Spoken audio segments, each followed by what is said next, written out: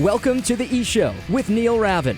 With over 1,000 NCAA commitments, the EHL is the proven path to college. Turn it up and learn more about the college placement leader at the Division II and III levels. Welcome to the E-Show, presented by the Penalty Box Foundation. The Foundation's mission centers around their daily motto, "We take care of our own," as they help out all of those within the hockey community who've experienced a catastrophic event. Learn more at penaltyboxfoundation.org. Once again, my name is Neil Ravin. This is episode number 34 of the E-Show, and coming on the podcast for the very first time, let's welcome in the head coach of the Maine Eclipse. It's Michael Grace. Welcome to the E-Show, Michael. Hey, Neil. Thanks for having me. And for me, it's special. Being from Scarborough, Maine, I can say we finally have a team in the EHL that is located in Maine. How do you feel about where things are at heading into your first season?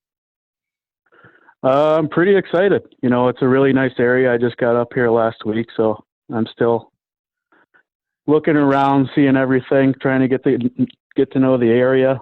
But some of the guys have moved in already. We've been on the ice the last couple of days with probably half the guys, so I'm really excited.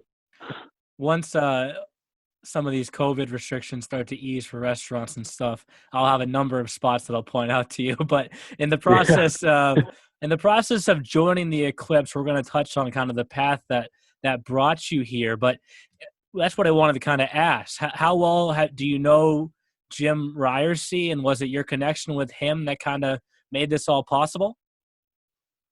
Well, my old boss, Stephen Malaro, I was with him the last 3 years at Division III King's College. They actually played together a bit in Danbury in the Federal Hockey League, so I kind of got hooked up with him through that. And, you know, we had been talking probably since December of last year, and then kind of everything came together. So I want to get to your time at King's later on in the podcast, but can you kind of take us through your playing career first and the different steps that you took before you began coaching? Yeah, so I played in the EJHL, which I know there's a couple teams now, such as Applecore Valley, that were in the EJ when I was playing. I was there for about 2 years, and then I obviously tried to live out the Division I dream like a lot of guys, but I ended up choosing SUNY Plattsburgh, and obviously, I think it was one of the best experiences of my life. It was a tough spot to play, but it was a really good team to play for. And I know I learned a lot from Coach Emery, and then Coach Moffitt was my assistant while I was there, and he's still doing a great job up there. Looking forward to them having another good year this upcoming season. But after that, I went down to Mississippi and played for the River Kings in the SPHL for 4 years after following college. And was that always a goal of yours to try and keep going, or was it something that just kind of came to fruition when your college days ended?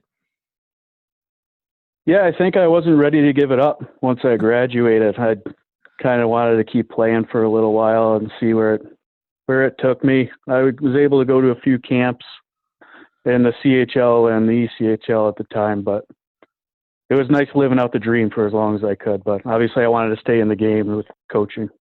Well, let's get to that coaching, because you played in the SB for a few years and then you went right into coaching. Was there ever a thought to take a year off or two, or did you always know that as soon as the playing days were done, you wanted to go right into coaching? I wanted to get right into it because I mean, obviously the game's given so much back to me throughout my life, so I'd want to kind of do the same for the younger generation. But I kind of got hooked up with Steve Malaro. We were actually bitter rivals in our college days since he was an Oswego guy, but he gave me a shot, and it's kind of led me to here.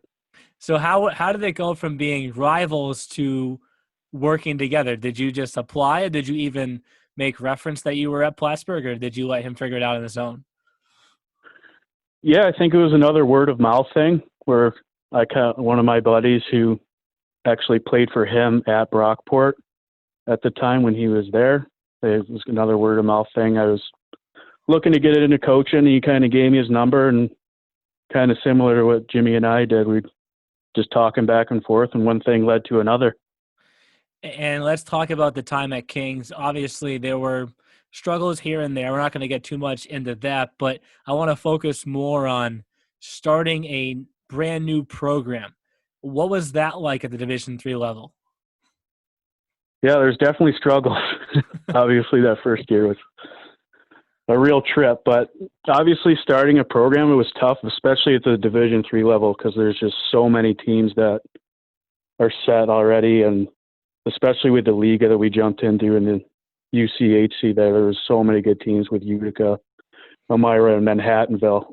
But it was hard, but at the same time, especially for me, is a learning process over the 3 years. I learned a lot. Definitely learned to develop some patience and kind of focus down on good habits with players as opposed to, try and be flashy.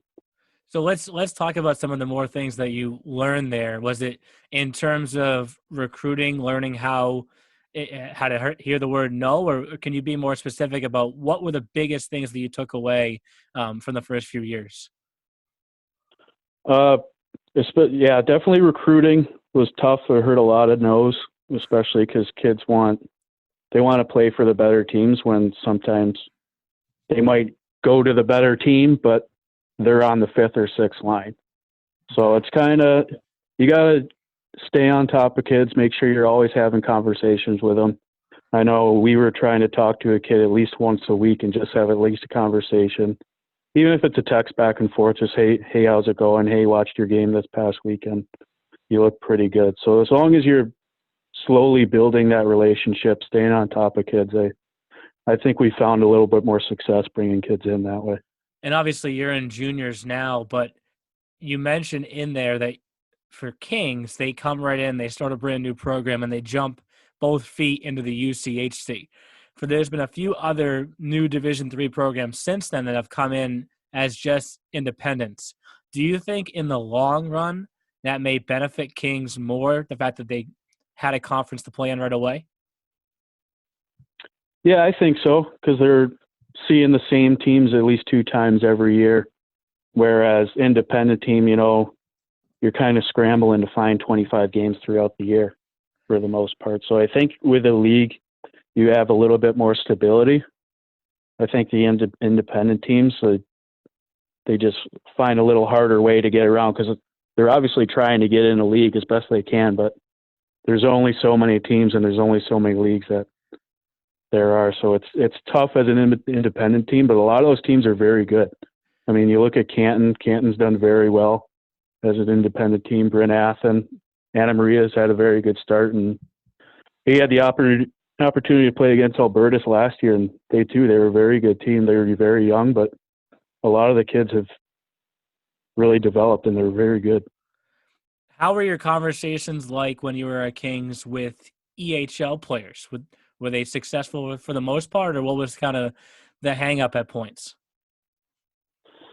Yeah, I think they were successful for the most part because a lot of the kids understand, I know with the landscape here that the EHL's developed, that it's a Division II, Division III league.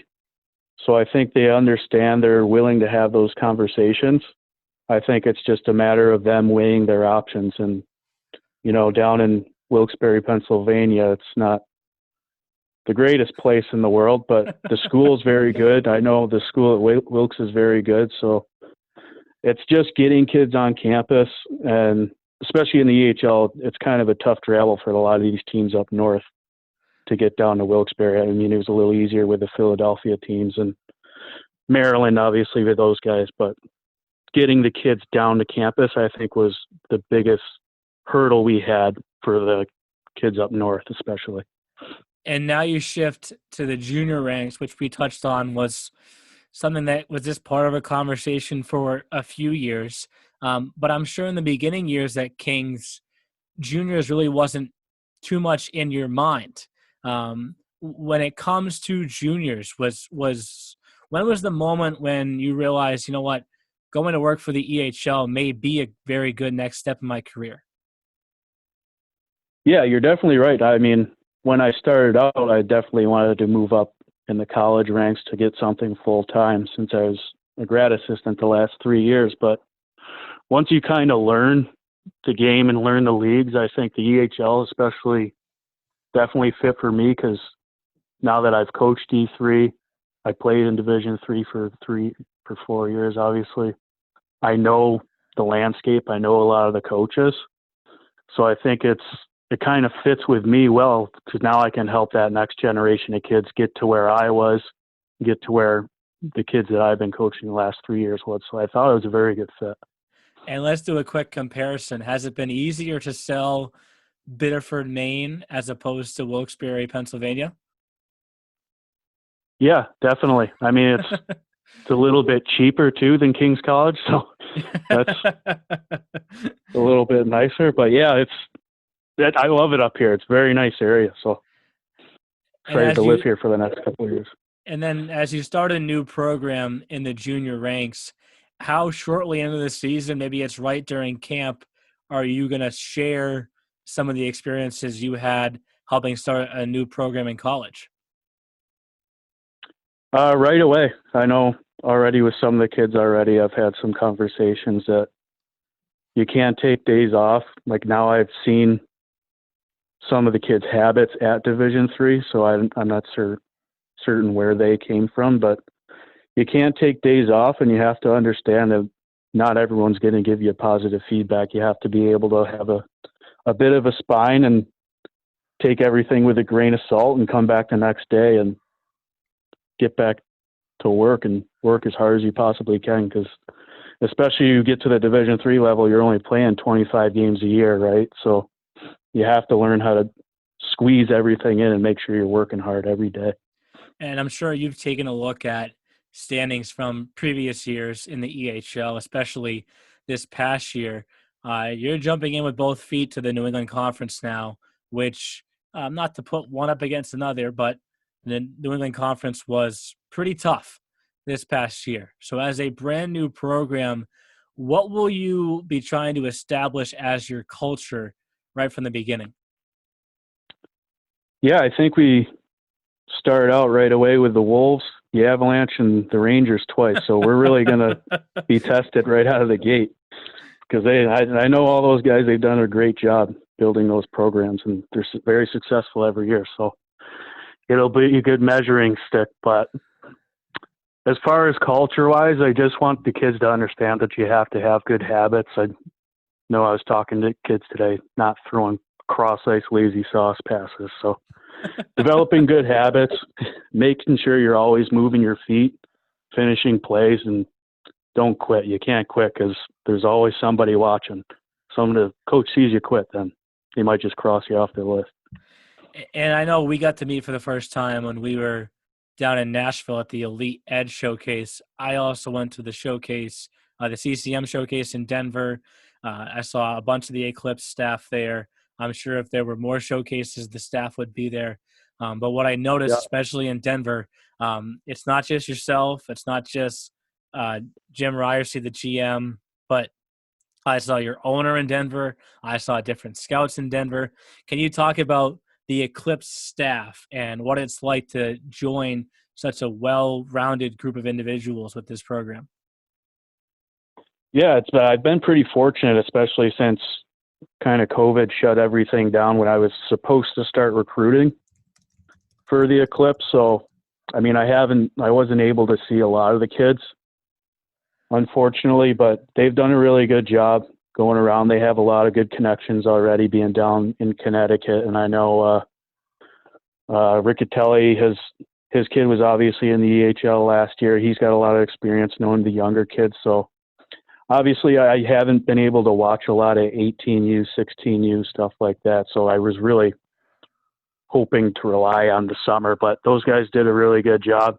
They kind of definitely helped me out since I only have so many relationships, but they've done a great work and they're all in. So it's excited to be around people that are all in like this and really want to make this program work.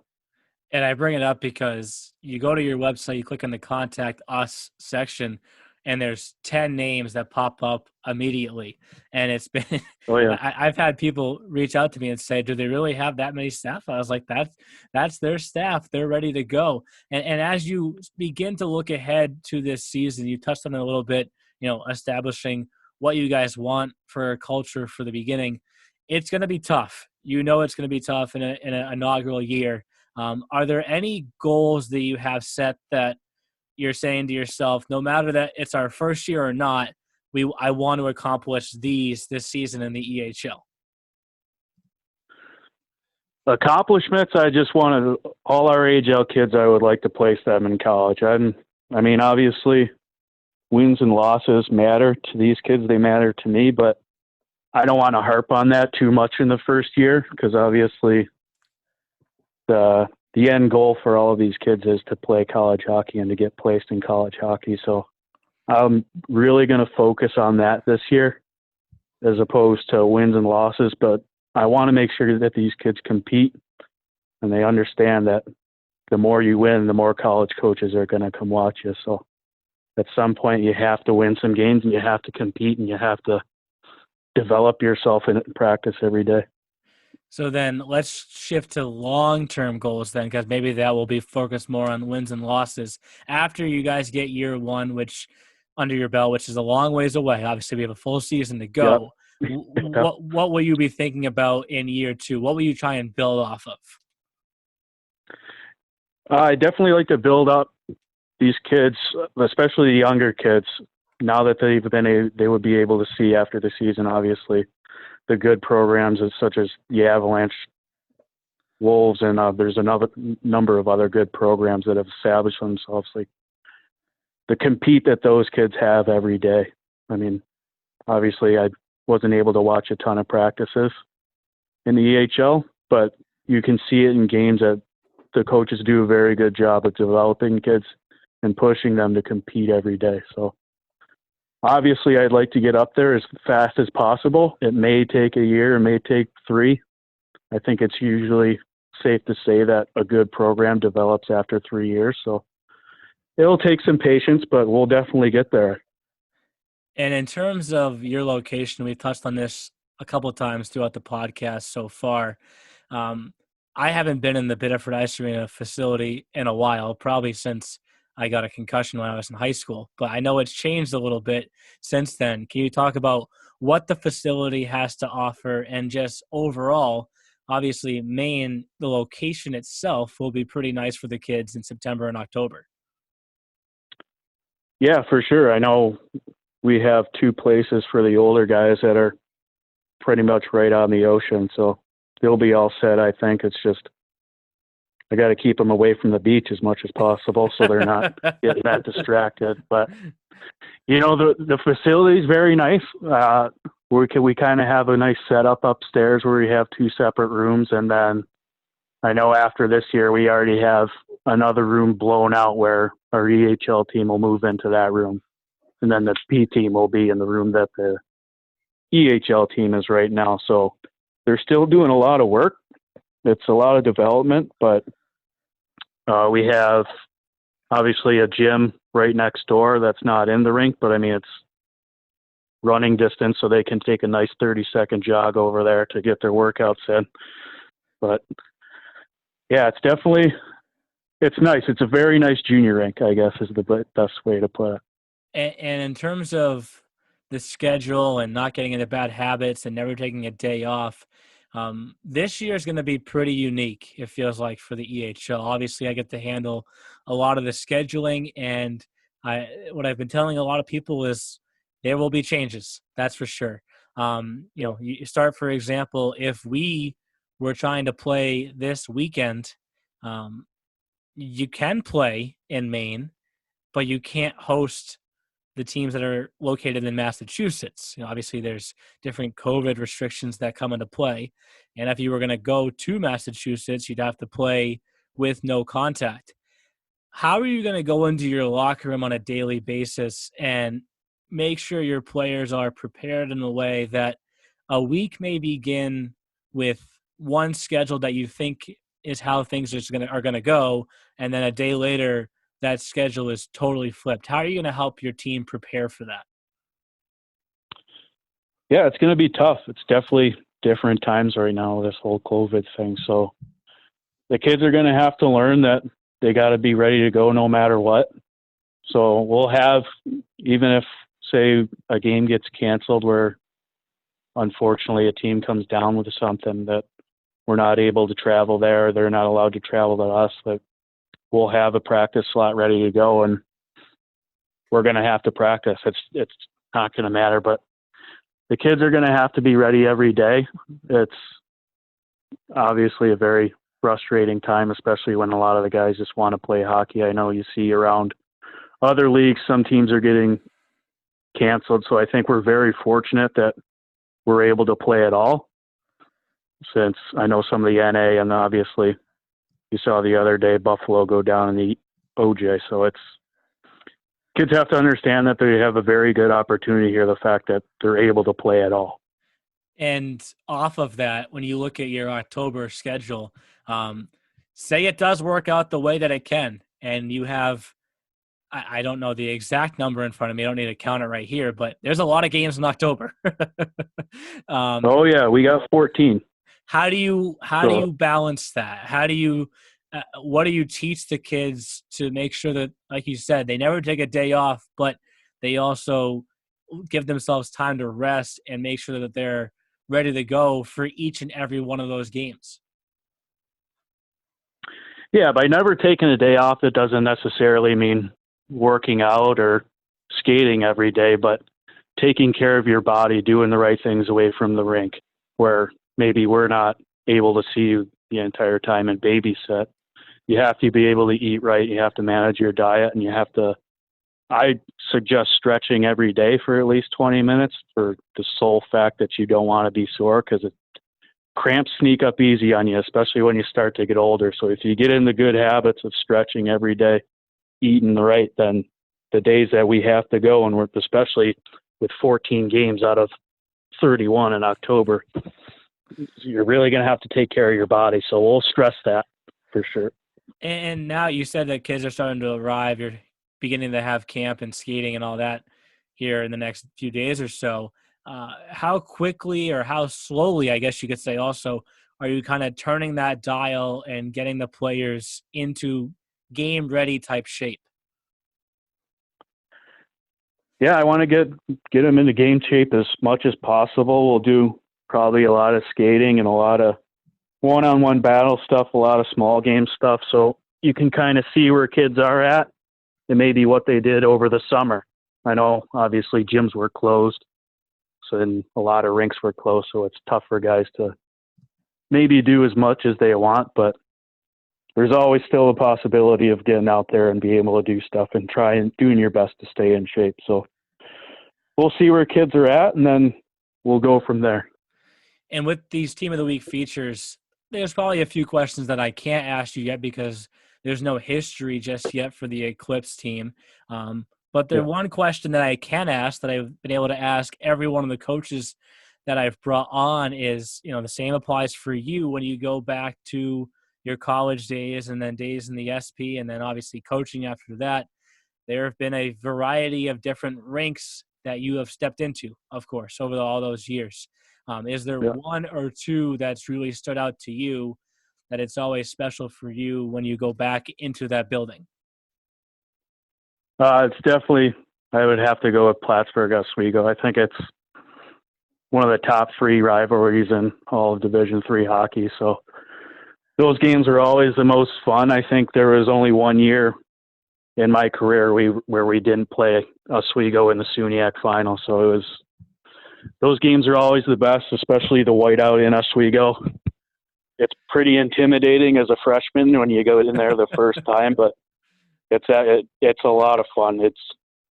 I don't know. I loved it as a player. I love being hated. So those games are always the most fun, I think. Well, maybe in the future, I don't know if this is the year, but maybe you could figure out a way to play the Lumberjacks in Vermont, but play the game up there in the old barn in Plattsburgh. That'd probably be pretty special. Yeah, for sure. I'd definitely have to see what Moff thinks about that, because I'm not sure what New York rules are right now, but maybe we'll see if we can get in there maybe in January or something once this new year swings around. We're out of 2020. Exactly. Once 2020 ends, things will start to get better again. Yeah, I'm hoping. I appreciate you coming on the podcast. Like I said, for me, being from Scarborough, Maine, my 6th year in the league, the 8th year of the league coming up. We finally do have a team located in Maine, so it's pretty special for me. I know for sure I'll be coming back to that building a lot. So we're excited to have you. We're excited to see what the Maine Eclipse do in their first year in the EHL.